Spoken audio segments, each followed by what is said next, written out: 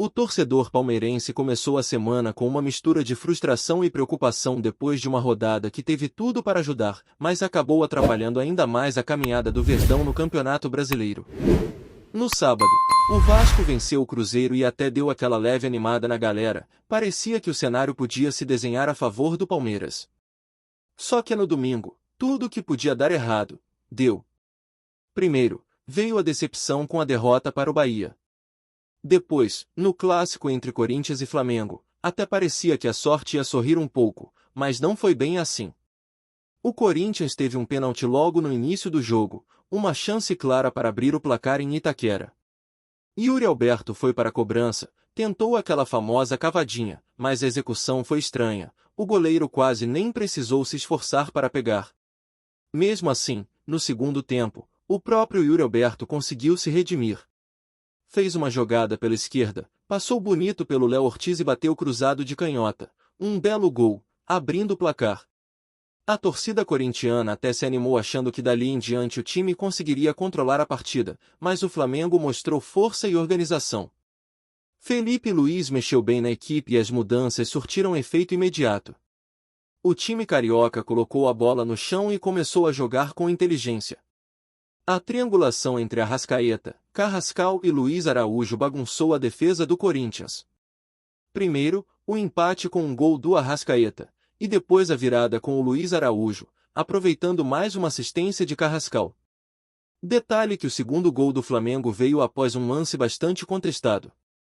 Gustavo Henrique, zagueiro do Corinthians, ao tentar cortar a bola, viu ela bater no adversário e sair pela lateral. Na visão da maioria, o lateral era para o Corinthians.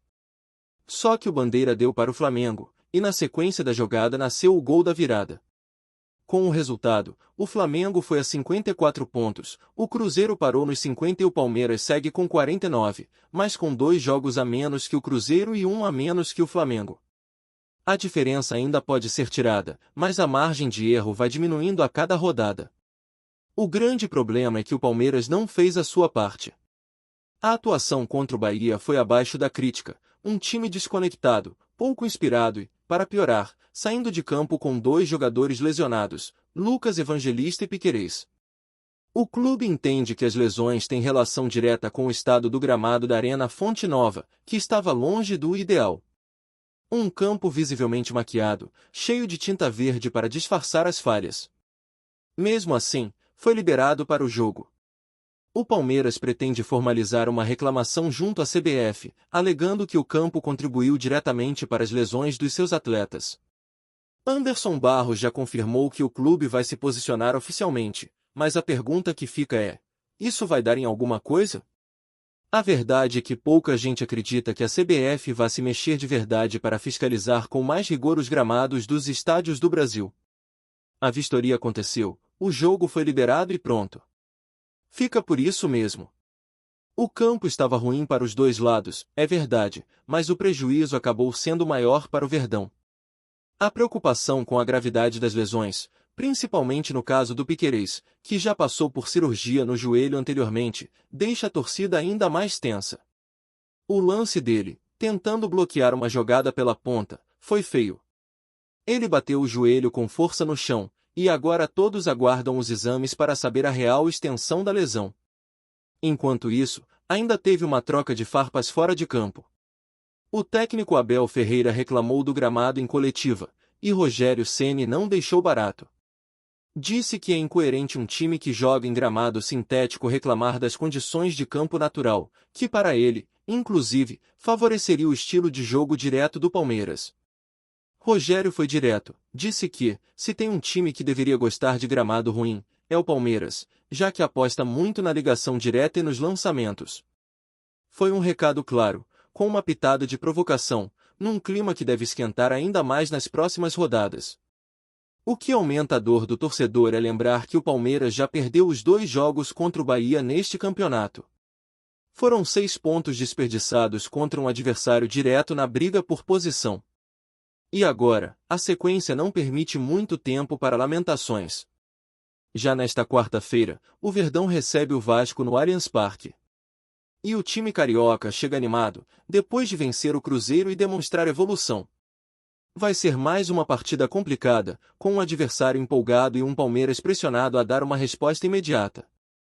Hoje o elenco se reapresenta na academia de futebol e inicia a preparação para esse confronto direto. A expectativa é que o departamento médico atualize ainda nesta segunda-feira o quadro clínico de Piquerez e Evangelista. A torcida espera que não seja nada grave, especialmente com a maratona de jogos que vem pela frente. O elenco já está mais curto e perder titulares importantes pode complicar ainda mais a caminhada nas competições. E em meio a tudo isso, uma notícia importante vinda da FIFA: o Catar foi confirmado como sede do torneio intercontinental que será disputado no final da temporada. O campeão da Libertadores, seja Palmeiras ou Flamengo, vai representar o continente sul-americano na competição. A estreia do campeão está marcada para o dia 10 de dezembro, contra o Cruz Azul do México. Quem passar, enfrenta o Pirâmides do Egito, e daí sai o adversário do Paris Saint-Germain na grande final, que acontece no dia 17. O caminho é duro, mas o calendário já está desenhado, e o Verdão pode ter mais uma chance de disputar um título internacional no fim do ano. Enquanto o time principal tenta se reencontrar dentro de campo, a base continua dando orgulho. A seleção brasileira sub-20 estreou na Copa do Mundo da categoria com um empate em 2-2 contra o México, e os 2 gols da seleção foram marcados por jogadores do Palmeiras. Rafael Coutinho e Luide, ambos titulares na partida, mostraram personalidade e qualidade. O Luide, inclusive, já está despertando interesse de clubes do exterior, assim como o próprio Coutinho, que teve sua renovação confirmada recentemente pelo clube. A expectativa é que esses meninos retornem do Mundial ainda mais valorizados e prontos para assumir papéis maiores no time profissional. Mesmo em meio à turbulência, o torcedor palmeirense pode enxergar alguns pontos positivos no meio do caos. Mas a verdade é que o time precisa reagir logo. O campeonato está afunilando, os concorrentes diretos estão pontuando e o Palmeiras não pode mais se dar ao luxo de desperdiçar pontos, principalmente dentro de casa. A partida contra o Vasco é uma daquelas em que não se pode vacilar. A pressão aumentou, o cenário ficou mais complicado, mas ainda há tempo. Resta saber se o time vai conseguir transformar esse alerta em atitude dentro de campo. E para complicar ainda mais o momento do Palmeiras, o torcedor sabe que o calendário não vai dar trégua. A sequência de jogos importantes exige intensidade, foco e elenco completo, algo que o Verdão não consegue garantir neste momento. A lesão de Piquerez preocupa demais, especialmente porque ele é uma das peças mais regulares e confiáveis do elenco. E se o problema for mesmo no joelho que já passou por cirurgia, o tempo de recuperação pode ser considerável. A lateral esquerda, que já vinha sendo um setor com pouca margem de reposição, pode se tornar um verdadeiro quebra-cabeça para o Abel. Do outro lado, a ausência de Evangelista, caso confirmada, também representa um baque, já que o meio-campo do Palmeiras vem sofrendo com oscilação e a perda de intensidade em momentos cruciais. O que torna tudo mais frustrante para o torcedor é a sensação de que o time vinha numa crescente. Depois de um início de campeonato com instabilidade, parecia que o Palmeiras havia reencontrado o equilíbrio, mas a derrota para o Bahia expôs novamente as fragilidades da equipe. Faltou intensidade, faltou criatividade, e a apatia em campo incomodou até os mais pacientes. Com a proximidade do fim da temporada, não dá mais para aceitar atuações tão abaixo do esperado. E não adianta também colocar toda a culpa no gramado. Mesmo com as condições ruins, era um jogo que o Palmeiras tinha a obrigação de vencer. Com um elenco mais forte, mais recursos táticos e técnicos, não dá para aceitar uma derrota que complica ainda mais a situação na tabela. E é nesse contexto que o duelo contra o Vasco ganha contornos decisivos. O time carioca, que vinha flertando com o rebaixamento, conseguiu dar uma guinada e já mostra sinais claros de recuperação. A vitória sobre o Cruzeiro foi um recado claro de que não vão facilitar a vida de ninguém. O Vasco chega para esse confronto mais leve, com confiança em alta e sabendo que tem uma oportunidade de ouro para surpreender fora de casa. Do lado do Palmeiras, é hora de dar resposta. Não dá mais para vacilar, não dá mais para perder pontos em casa, especialmente contra equipes que, na teoria, estão em um nível técnico inferior. Mas o que temos visto nas últimas rodadas é que, na prática, qualquer time pode complicar a vida do Verdão, ainda mais se o Palmeiras continuar oscilando tanto. E toda essa pressão vai se acumulando também fora de campo. A cobrança sobre a comissão técnica e sobre a diretoria aumenta à medida que os tropeços se repetem. Torcedor já começa a questionar as decisões do mercado, as opções de reposição, o planejamento da temporada e até mesmo a forma como o clube lida com as adversidades. A bronca com o gramado da Fonte Nova é legítima, mas não pode virar cortina de fumaça. O time precisa render mais, precisa jogar mais bola e mostrar que ainda está vivo na briga pelo título. Ainda restam muitos pontos em disputa, e com os jogos atrasados, o Palmeiras tem a chance de encurtar a distância para os líderes. Mas essa chance precisa ser aproveitada agora, sem mais tropeços. Outro ponto que tem gerado debate é a preparação física.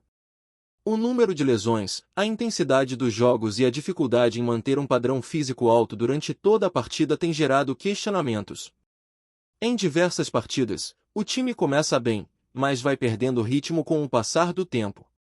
E isso pesa demais num campeonato longo e equilibrado como o Brasileirão. Se o Palmeiras quiser brigar até o fim, vai precisar de mais do que talento. Vai precisar de consistência, de um elenco inteiro comprometido e fisicamente preparado para encarar uma maratona que está longe de terminar. E no meio desse cenário turbulento, os jovens da base vão ganhando cada vez mais importância. Os gols de Rafael Coutinho e Luíde com a camisa da seleção sub-20 mostram que o trabalho na formação continua sendo um diferencial do Palmeiras. Esses garotos já provaram que têm qualidade, e com a escassez de opções no elenco principal, talvez a hora de apostar mais neles tenha chegado. Não só para tapar buracos, mas para dar um novo ritmo ao time, renovar a energia e trazer aquele gás que só os mais jovens conseguem injetar. O Luíde, por exemplo, é um jogador que chama atenção pelo dinamismo e pela facilidade em se adaptar a diferentes funções no meio-campo.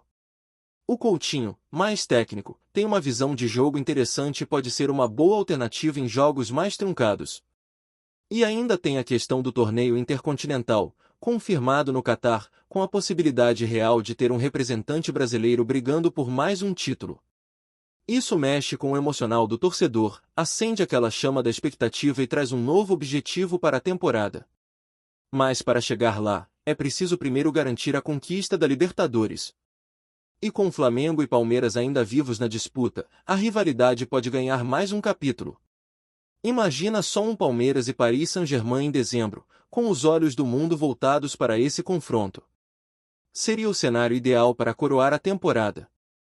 Mas tudo isso ainda é especulação. O presente exige foco total no Brasileirão.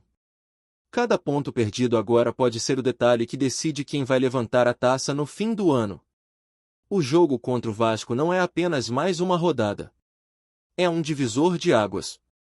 Uma vitória pode recolocar o Palmeiras no trilho, aliviar a pressão e retomar a confiança. Uma derrota, por outro lado, pode acender de vez o sinal de alerta e comprometer o restante da temporada.